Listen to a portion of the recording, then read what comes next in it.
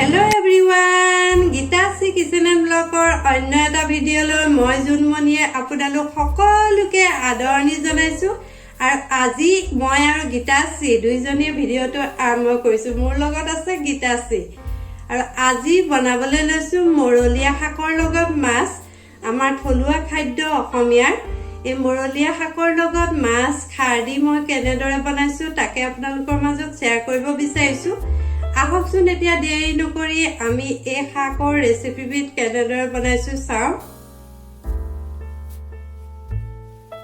ঘৰৰ পিছফালে হোৱা এয়া মৰলীয়া শাক মই গা ধোৱাৰ আগতে এনেদৰে উঠাই আনিছো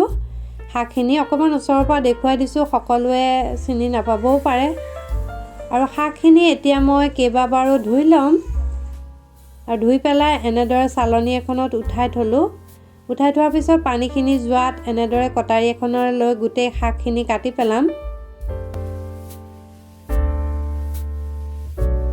মই কটাৰীয়ে কাটিবলৈ সুবিধা পাওঁ সেইবাবে কটাৰীয়ে কাটিছো আৰু এয়া 4 পিচ মাছত অলপমান নিমখ দিছো অলপমান হালধি দি পেলাই ভালদৰে সানি লম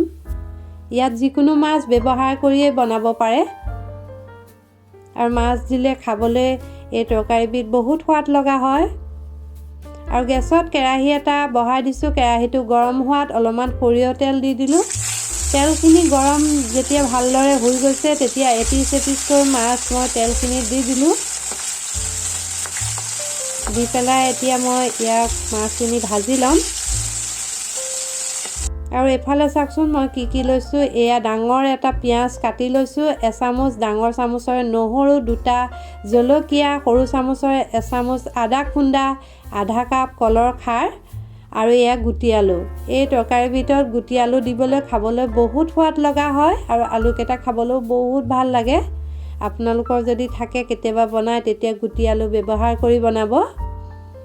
আৰু এফালে মই এয়া শাকখিনি কাটি ললো আৰু মাছখিনি প্ৰায় হৈ গৈছে মাছখিনি মচমচীয়াকৈ ভাজিব নালাগে আধা ভজা বুলি যিটো কয় তেনেদৰে আধা ভজা কৰি ল'ব লাগে সম্পূৰ্ণকৈ ফ্ৰাই কৰি পেলাব নালাগে খাৰৰ তৰকাৰীত আধা ভজাকৈ মাছ দি বনালেহে খাবলৈ ধুনীয়া হয় সোৱাদ লগা হয় আৰু মোৰ তেল আছিলেই গতিকে মই ব্যৱহাৰ কৰা নাই যদি কম হয় তেতিয়া অলপমান দি ল'ব ইয়াতে নহৰু পিয়াজ গোটেইখিনি দি দিলো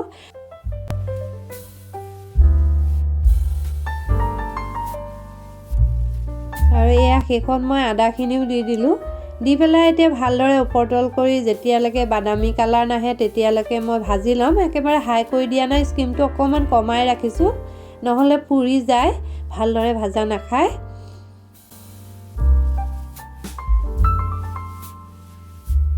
আৰু এতিয়া মই এই শাক গোটেই শাকখিনি দি দিছো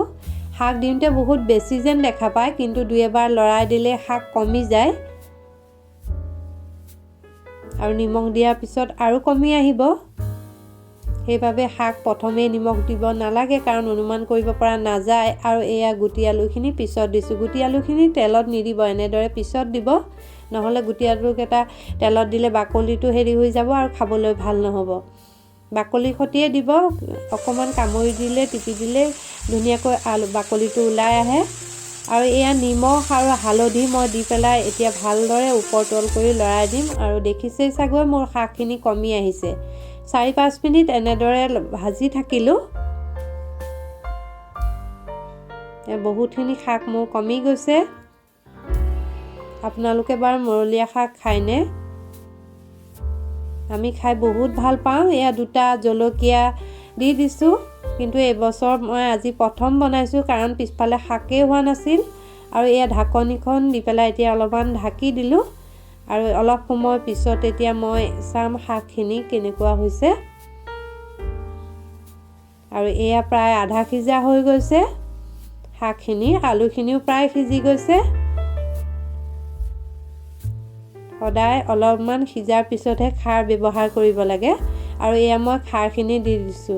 সকলোৰে কলৰ খাৰ নাথাকিব পাৰে এইকণতে বেকিং সোডা যেটো খোৱা সোডা বুলি কয় হেতু ব্যৱহাৰ কৰিব পাৰে কিন্তু খোৱা সোডা হলে সৰু চামুচৰে আধা চামুচমান দিলেই হ'ব কিন্তু কলৰ খাৰটো বেছি ভাল কলৰ খাৰটো বেছি উপকাৰী কলৰ ভীমকলৰ বা মনুহা কলৰ বাকলি পুৰিও খাৰ বনাব পৰা যায় শুকাই গ'লে বাকলিটো পুৰি আৰু চাওকচোন খাৰ দিয়াৰ লগে লগে আমাৰ তৰকাৰীখনৰ কালাৰটো ধুনীয়াকৈ চেঞ্জ হৈ গৈছে এতিয়া মই অলপ সময় ঢাকি পেলাই থৈ দিলোঁ তাৰপিছত এয়া আকৌ উনঙাই চাইছোঁ এয়া প্ৰায় আমাৰ সিজিয়ে গৈছে আৰু খাৰখিনিও ধুনীয়া ঠাৰিবিলাকো নাইকিয়া হৈ গৈছে আৰু এইখিনিতে মই অলপমান গৰম পানী দি দিলোঁ ইয়াত ঠাণ্ডা পানী ব্যৱহাৰ নকৰিব খাব ভাল নালাগিব গৰম পানী ব্যৱহাৰ কৰিব আৰু সদায় এই মৰলীয়া শাকৰ তৰকাৰী বনাই পেলাই 2 ঘণ্টা বা 3 ঘণ্টা যদি থৈ পেলাই পিছত খায় তেতিয়া শাকখন খাবলৈ বেছি ধুনীয়া হয় তেতিয়া মৰলীয়া শাকৰ এটা ধুনীয়া গোন্ধ ওলায় আৰু সেই গুণটো খাবলৈ বহুত ভাল লাগে ইয়াত মোৰ মাছখিনিও দি দিলোঁ কাৰণ মোৰ তৰকাৰীখিনি গৰম পানী দিয়াৰ বাবে উতলি আছে আৰু মাছখিনি দিয়াৰ পিছত মই ঢাকনখন নিদিওঁ নহ'লে মাছখিনি ভাঙি যাব পাৰে আৰু ভালদৰে মই অলপমান সময় কমে 5 মিনিটমান ভালদৰে উতলাই থাকিম যাতে মাছখিনিও সিজি যায় আৰু মোৰ শাকখিনিও ধুনীয়া হৈ যায় আৰু খাৰখিনি ধুনীয়াকৈ মাছৰ ভিতৰতো সোমাই যায় আৰু এয়া চাওকচোন মোৰ মাছ কেনেকুৱা ধুনীয়া এটা কালাৰ ৰং ধৰি গৈছে তৰকাৰীখনো বহুত ধুনীয়া হৈছে এয়া অকণমান মই ওচৰৰ পৰা দেখুৱাই দিছোঁ আপোনালোকে যদি ৰেচিপি চাই ভাল পায় তেনেহ'লে মোৰ ৰেচিপি প্লেলিষ্টখন ডেছক্ৰিপশ্যনত দি দিম আৰু মাছৰ যিখন প্লেলিষ্ট আছে সেইখিনিও দি দিম আপোনালোকে ক্লিক কৰিলে চাব পাৰিব আজিৰ ভিডিঅ'টো কেনেকুৱা লাগিছে আপোনালোকে জনাবলৈ নাপাহৰিব থেংক ইউ